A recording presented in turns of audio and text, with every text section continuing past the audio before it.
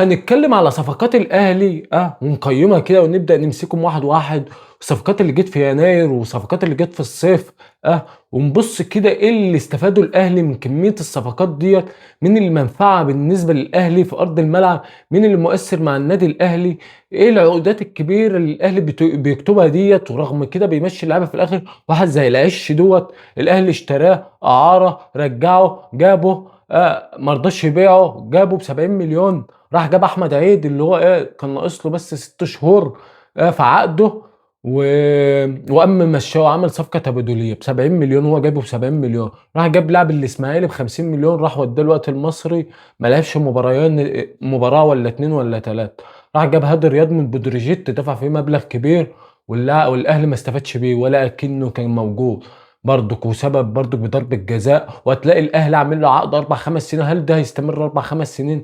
هل دي لاعب هيفضل في الأهلي في نفس مستواه 5، 6، 7، 8 سنين؟ زي ما أنت بتقول الأهلي راح جاب أشرف داري مش عارف يبيع، فدافع له $3.000.000 ولا أي حاجة، الواد مش عاوز يمشي أصلًا من النادي الأهلي ولا أنت عارف تدفع له ولا أنت عارف تعمل له أي حاجة. فأنت لو جيت تبُص على صفقات عمر الجزار رُحت جبته من غزل المحلة نفس الحكاية لغاية دلوقتي ما بانش.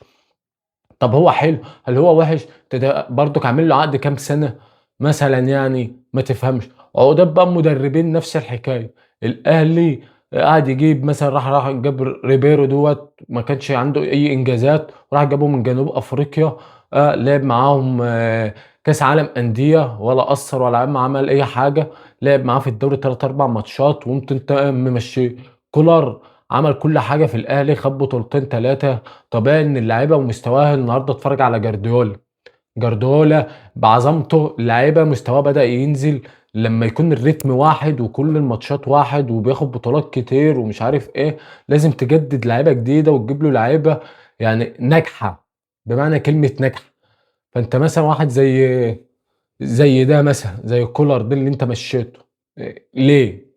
رُحت جِبت عماد النحاس فكان ناجح معاك وبيجيب ماتشات وقعد يكسب معاك ماتشات، قُمت رايح برضك ممشّيه ورايح جايب واحد زي دوّة هولندي ما بيعرفش يدرّب، نفس الحكاية عاوز تدفع له فلوس. لو هنيجي نبُص على اللعيبة، رُحت جِبت زيزو كيدًا في الزمالك وإن هو لاعب هيكون مفيد للنادي الأهلي، رُحت ادّيت له 160.000.000 هو ولا أي حاجة طول الموسم دلوقتي ولا assist ولا جون، راح جاب له 3 أجوان باين من ضربات جزاء. آخره يرفع، طلعت من الكاس، طلعت من أفريقيا، ما عملتش حاجة في كاس عالم الأندية، إيه الاستفادة منه؟ أنا عاوز أفهم إيه الاستفادة منه؟ بن شرقي موسم ونُص مسجّل 3 أجوان، يعني السنة اللي فاتت جاب جون في الحرس في آخر ثانية، وعلى كده وجاب جون في الزمالك أو جونين في الزمالك آه، وعلى كده بتدّي له كام، 1.5 مليون دولار هل استفدت بيه؟ هل أنت جايبه عشان كده؟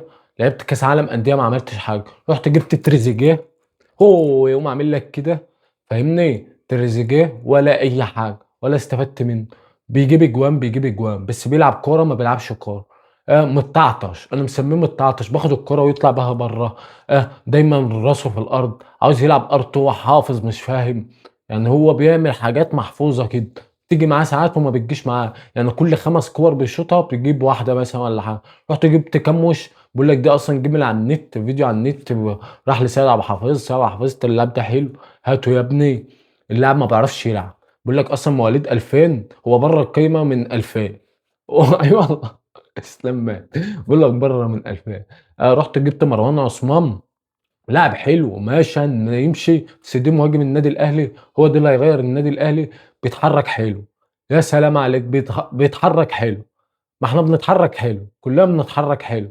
ما اسمه كان في لاعب في الأهلي مغربي مهاجم كان بيتحرك حلو، كان بيجيب أزارو افتكرته أزارو راح فين؟ ما كان بيتحرك حلو، كان أحسن من دي بقى، بيعرف يتحرك حلو برضه وكان بيجيب أجوان وكان جاي صغير ونفس الحكاية، رُحت جِبت بقى محمد شيريه عشان كان جاي الزمالك، قُلت لأ أنا أجيبه ابن من أبنائي وهادّي له، الزمالك هيدّي له 40 أنا هادّي له 70، 80 بيلعب ما بيلعبش، طاهر الفرنسي اللي كان في مدرسة فرنساوي فين هو؟ بينزل يلعب بس ساعات ماتشات الزمالك، ساعات بيكون مؤثّر كده في ماتشات بسيطة وعلى كده. عندك بقى واحد زي ح حسين الشحات أنا شايفه مؤثّر في الأهلي، لاعب بيعمل جديد في الملعب، ما بتلعبهوش، واحد زي مثلًا اللي عامل الوقت يعني مكسر الدنيا في الاتحاد قفشه، جايب لك بطولة افريقيا قدام الزمالك. لاعب كان بيلعب، انت اللي موتته، انت اللي ما اديتلهوش اهتمام، انت ما نجمتهوش. زي ما انت بتنجم امام مهما يعمل بتنجمه، اما انت ما بتنجمهوش. فلازم يكون مستواه كده. لاعب مهزوز ما عندوش ثقة، الجمهور ما عندوش ثقة فيه، نفس الحكاية. فقول لي الصفقات بتاعتك ايه الحلوة؟ الصفقات رحت جبت احمد عيد، احمد عيد دلوقتي اصلا الاحتياطي بتاع هاني. هو دي الباك اللي انت جايبه؟ اه، رحت جبته واشتريته هو ناقص له 6 شهور. اه، غيره احمد رضا بتروجيت، رحت جبته ليه؟ عشان كان راح الزمالك. اهم حاجه راح الزمالك. انا خليجي، انا معايا فلوس. احمد رضا ده انا معايا فلوس. الزمالك هيدفع كام؟ 20؟ انا هدفع 40. ايه رايك؟ انا هكسر الدنيا.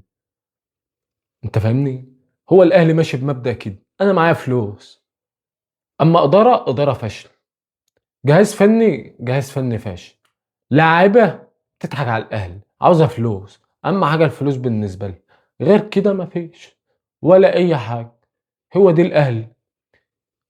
عرفت الاهلي بنظامه ماشي ازاي؟ الخطيب يقول وكله ايه؟ حاضر. نعم. لسه شوبير كان طالع بيتكلم الوقت في الكوره من شويه، وسامعه كده بيقول لك ايه. كان قاعد في القعده ديت يعني مع ساعه وحافظه كده، قال لي انا اللي جايب اللعيبه ديت، انا اللي اخترت اللعيبه بتاعت يناير ديت، انا اللي حاطط ما انت اللي اخترت الناس اللي هتجيب اللعيبه دي. انت لما بتنجح بتطلع تتكلم، ولما تسقط تقول هم اللي عملوا. انت رئيس النادي، انت اللي ماضي على كل حاجه، انت اللي بتاخد القرار. مفيش واحد بيمشي في الآلة لما يقول لك القرار الاول والاخير للخطيب. الخطيب هو من يكرر والكل يقول حاضر. الوقت بتهرب، الوقت بتجري، الوقت بتجري من المسؤوليه. اه، اهم حاجه يعبدوك، اهم حاجه عندك، مش مهم اي حاجه تانية. الخطيب والله زي ما شلبي قال، مدحت شلبي ادالك على دماغه. بس ازاي؟ ازاي يا باشا ازاي؟ لما يقول الحقيقه لازم كله يهاجم. ده حاجه معروفه. لما تقول حاجه حقيقه اعرف ان الناس كلها هتهاجم، كله هيهاجمك عشان ده حقيقه.